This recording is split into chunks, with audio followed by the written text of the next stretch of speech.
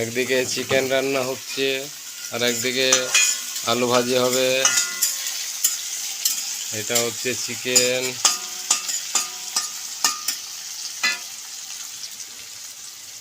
আলু ভাজি জন্য পেঁয়াজটা ভেজে নেওয়া হচ্ছে। এবার আলু ভাজি চলে যাচ্ছে ভাজি করার জন্য। আর এবারে চিকেনটা হচ্ছে, মোটামুটি হয়ে গেছে। এবার হলুদ জিরি মশলা দিয়ে দেবো। এবার এতে চিকেন তৈরি হয়ে গেছে। চিকেনটা কীরকম হয়েছে সবাই একটু কমেন্টে জানাবে। ও কি সুন্দর কালার।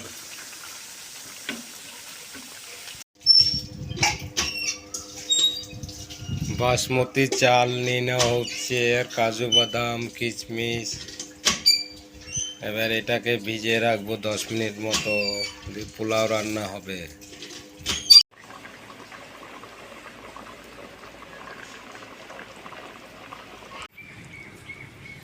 পোলাও রান্না হয়েছে, তার সঙ্গে আলু ভাজি, মাংস রান্না দিয়ে আজ খাওয়া দাওয়া দুপুরের।